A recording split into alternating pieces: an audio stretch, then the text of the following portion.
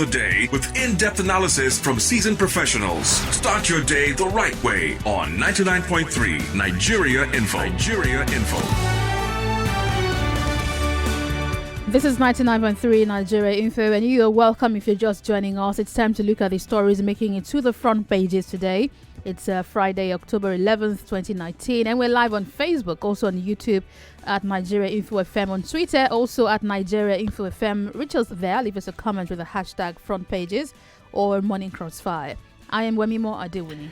And I am Sheriff Quadry. Good morning, Lagos. Rotimi Sankore joins us right now on the program. Good morning, Rotimi. Morning.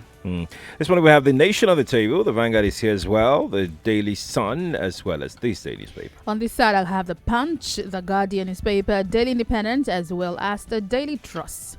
If you're ready, we are. We're starting with this story on the front page of The Guardian. The Guardian is our media partner. Senate defends 125 billion naira budget for National Assembly. Says hard work justifies huge allocation. Hard work justifies huge allocation. On the front page of The Guardian, it's also reported by The Punch. Budget, Buhari or Shimbajo to spend 3.3 billion naira on foreign and local trips. President, Vice President's food to take 149 million naira for 2020. Labour sets up team to study federal government's 2020 budget.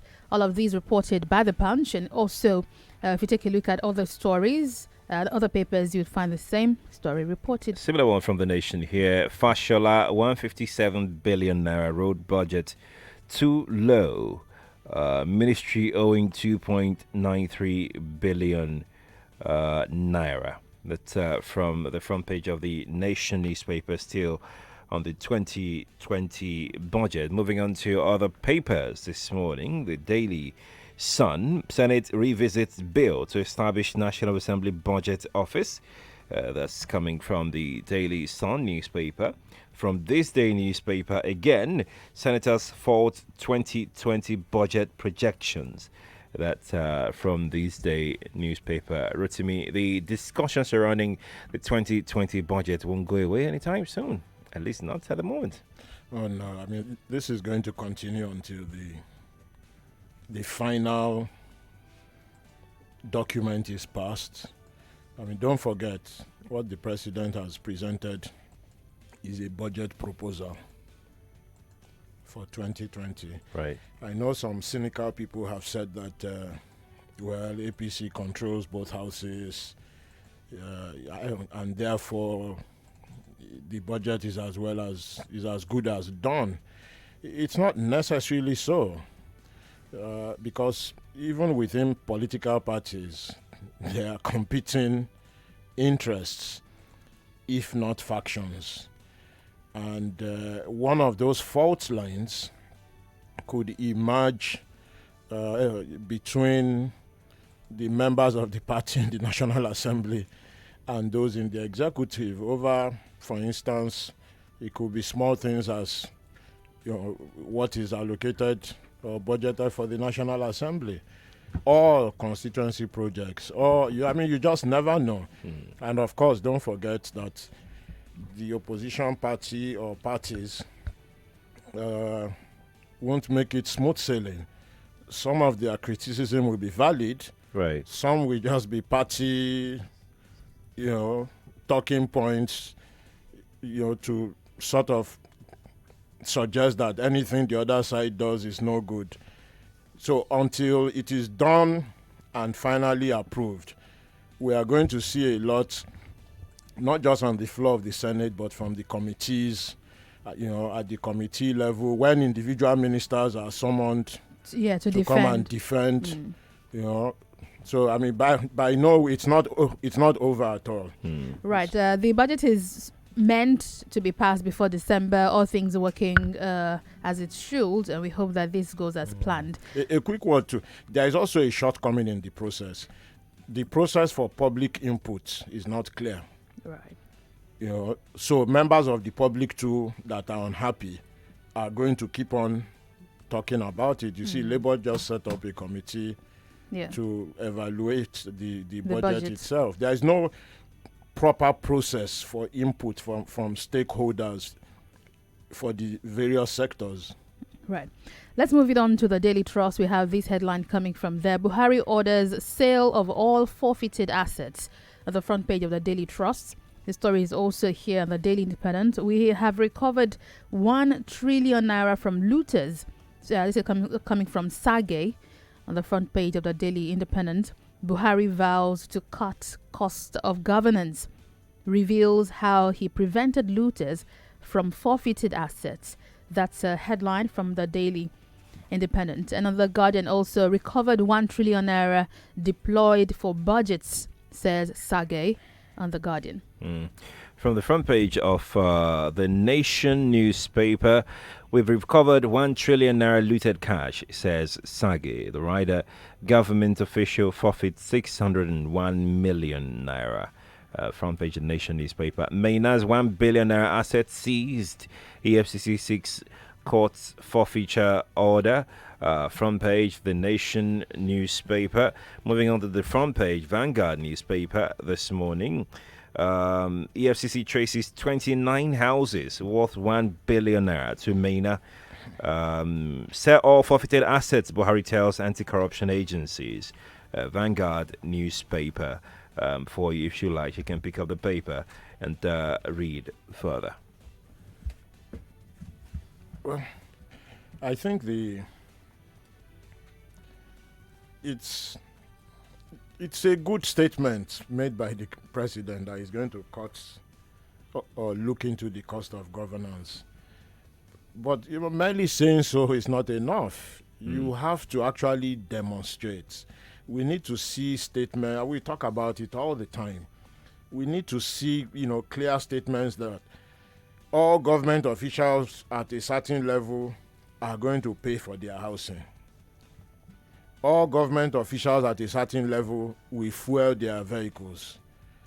All government officials at a certain level, will not have all this high pension for life. Look at the report earlier this week. Even local government officials are now awarding themselves pension for life. 500,000, 1 million, 2 million. If you add that to, and that's probably just for a month. If you add that to what the governors have awarded to themselves, 300 million a year, 2 free houses, one in Abuja, one in the capital, 20 million medical. We've been through all these things. All these things add to the high cost of governance. Just imagine current governors, plus all the ex-governors of 36 states, plus all the local government officials, plus National Assembly, welcome package, departure package. All those things are cost of governance. Right. So unless we get, and then so this is how much has been saved from it. And this is where it is going to go. Like the 1 trillion, which Professor Sage says has been recovered from looters. This is a figure that many people will be happy with. People will say, yes, okay, we can put a figure to it. But what to then do is not to say this will then disappear into budgeting. What to say with this kind of money is that, okay, we are going to build 774 primary health centers, and all of them will be ready in 6 months. So people can see, this is what that money could have done. Right. We are going to refurbish the libraries and laboratories in all the universities and colleges of technology. People, that's what that money could have done. President gave an order that all the forfeited assets should be sold, and I was reading a commentary on that earlier before we started the show, and people were saying maybe not all of them. There might be some assets that the federal government or the state government or any government agency as well can utilize. Some could be used. Some could be converted to public use. For instance, if there is somewhere where there is no hospital or maternity clinic, and somebody like the fellow mentioned on one of the front pages this morning, yes, has property worth 1 billion. All those property will not be on one street. Right. They will be in different places. So Absolutely. you can say, this one can be, primary or maternity health clinic.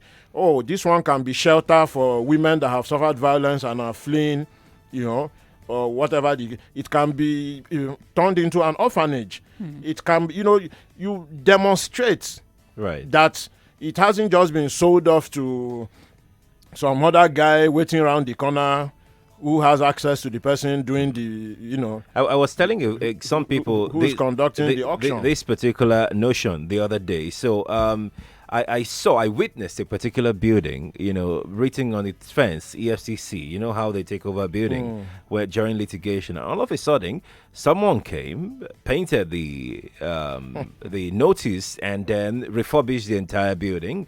And I'm wondering, so if there is a seizure on a building, shouldn't there be a due process to say, okay, this is how we're going to resolve this matter? We don't even know what happened. Yeah, so that's the point I'm making, that in that kind of situation, such buildings should be clearly demonstrated that buildings that have been recovered from looters or the property or the money has been converted to public use so that people can see. Then the looters will know that if you loot and you are caught, this is what happens. The citizens will know that if the looters are caught, this is what happens. Or if it is money, that in fact, this is what the money could have translated into. That's how you mobilize people for anti-corruption. Well, let's talk about another anti-corruption fight that might be coming up in Lagos. On the front page of the Punch, bus purchase, Assembly threatens to order Ambode's arrest. This is from the Punch. It's also reported by the Guardian. Lagos Assembly threatens to arrest Ambode and others. On the Daily Independent, Lagos Assembly may order arrest of Ambode and others. Well, the Vanguard and the Punch has similar headline this morning. If you're wondering what this is about, page 9 of the Punch has some detail. The Speaker of the Lagos State House of Assembly, Mudashiru Obasa, has asked the Clerk of the House, Mr. Aziz Sani, to invite former Governor Akinwumi Ambode over the 820 vehicles purchased during his administration. Obasa also directed that former government officials involved in the project should be invited. He said if they refuse to honor the invitation, the Assembly would do newspaper adverts, after which it would issue warrants for their arrest. The Speaker spoke at the plenary on Thursday after two other committees set up to investigate the purchase of 820 buses during the Ambode's administration and to appraise the 2019 mid-year budget, delivered their report. The chairman of the 9-man committee probing the bus project, Fatai Majid, stated that out of the 20 officials summoned for the committee, 4 did not appear. Well, I'm trying to see. There isn't a clear detail about what the suspects might have happened. It's always good to see when the legislative houses exercise their oversight power. This is always good for democracy. We want to see it everywhere. So that's on the public good side, because when these kind of things happen, there is the public good side, then there is the other side which the people may want to consider. And that side that they may want to consider is, are they going to open a can of worms that can start leading back to 1999? Because once you call a former governor of your party that was removed in a primary, and it is open knowledge, I mean, it's not a secret that the former governor was accountant general to previous governors. And I can already see all kinds of things flying about online. So the question is, do you want to go through that road? Suggesting that if they put him through that, he may, he may start talking about But that would be very good. Well, so listen to what I said earlier. I said, when the legislative starts to exercise its oversight power, it is good for democracy. But the other side of it is, will a certain political party, because it won't always be APC, it could be PDP in a state that decides to do this kind of thing. So this is not a Lagos-specific matter. Anytime a political party wants to do this to one of its own, would they open a can of worms that could lead back 20 years? I think we'll be excited to see the can of worms open. Like you said, it will be very good for democracy. And talking about this, on the front page of The Guardian, government increases hate speech fine to 5 million naira, inaugurates NBC reform panel. This story cut across other dailies today. It's here on the front page of the Vanguard. Online media will be regulated, says Lai Mohammed. Let's read a bit of this story from page 3 of The Guardian. The federal government has approved the review of the National Broadcasting Code and extent-related laws to increase fine from 500,000 to 5 million naira for breaches relating to hate speech, inciting comments and indecency. For the new dispensation, willful repeat of infractions on 3 occasions after an initial levy would attract suspension of broadcast license. Minister of Information and Culture Lai Mohammed, who made this disclosure while inaugurating a 7-man National Broadcasting Commission Reform Implementation Committee in Abuja yesterday, stated that the president had equally sanctioned an upgrade of breach of divisive political remarks to Class A offense in the Broadcasting Code. Rotimi. Well, this is going to be a tough one for a lot of broadcasters, because some of the things are not clearly defined. But what I would generally urge people to do is, if commenting on government policy, public interest matters, or reporting on same, to base it on verifiable grounds. So, for instance, you can use data. So for instance, if the president says Nigeria is food secure, the correct response to will be, well, Nigeria is not food secure because the government's own nutrition report says that there is malnutrition. And incidentally, it happens that it is highest in Katsina State. That's data. The NBC can have no complaint. And that's valid criticism of the government, that it is not going by its own policy. Unfortunately, that's the one thing that we are running short of data. Well, so people have to work harder. I know. Oops. No, honestly, people have to work. Look, I'm very serious on this. You see some comments that people make, and you really wonder, is it necessary? I mean, people, for instance, when they are making comments, they insert religion into it. Public officials don't fail because they are of a certain religion. Well, I understand that. It is because they are not able. Well, it's a competence issue. One of the things so focus on the competence, not the person's religion. One of the things the president said not yesterday, not the person's ethnicity, was also that we don't have enough data. I know this for sure because I've been trying to get some data in Lagos State. It's running into months now. So we'll need to be conscious about also providing data for people to work with. Yes. So if there isn't enough data in the public space, you leave room to speculations. No, so there is always a risk of that. But seriously, if you know what you are doing and what you are talking about, if you don't have the specific data, you can extrapolate. Extrapolating right now, you need to be careful. You need to be careful how you, because now this is moving also to online media, according to the Minister for Information. Let me explain what I mean by extrapolation. You can invert data. So, if for instance you don't have data on the number of teachers needed, but there are 10 million children out of school, you know what a class size should be, and if you translate that into classrooms, it gives you a rough idea. Well, I'll just say for now, be careful how you extrapolate data, at least for now. And online media, I don't exactly understand how this would work yet, but I think you guys should go read it up. Let's see another story. The other thing is just to also focus on, for instance, constitutional issues. If the government violates somebody's right, or an agency of government violates somebody's right, if it's a constitutional right that is well laid out, so just quote by certain sections and so, it's valid to point out that the police or DSS or whoever has violated somebody's rights according to all those things are valid. The government may not like it. There is little they may be able to do about it. Let's talk if about they overstep and arrest, victimize somebody, the grounds will be clear. What people shouldn't fall into And what people should not do anyway, normally, is to start all this talk about people's ethnicity, Yes, religion. we totally agree with that. The way they talk, saying you can't hear anything Baba is saying, he mumbles. But you know, currently, all those things are not just some weeks necessary. ago, we had a conversation about democracy and freedom of expression, and we raised issues about some journalists who are currently being arrested in different parts of the country for reports that they have written, and they're being charged for treasonable felony.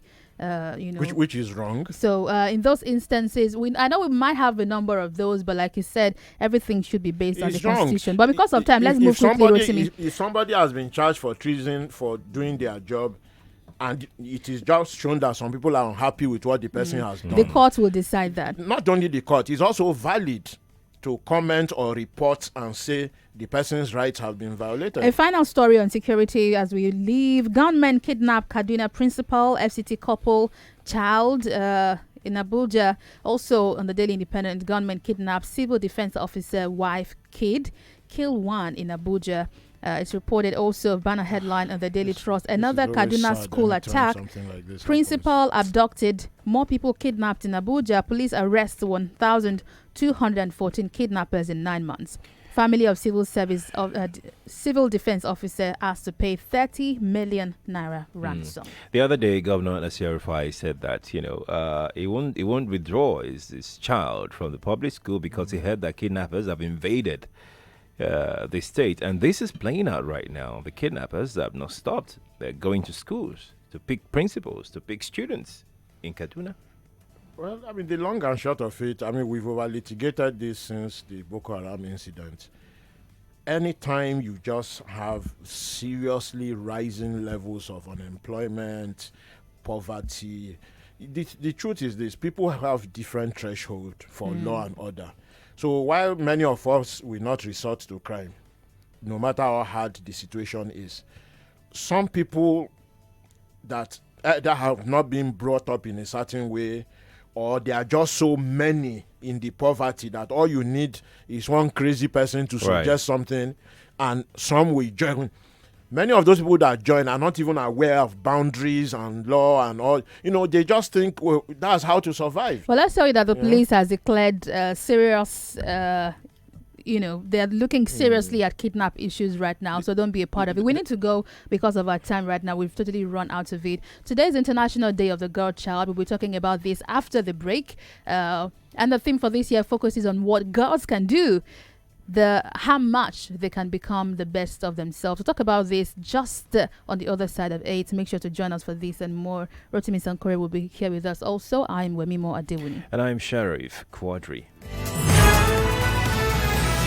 More talk, news and sports after this.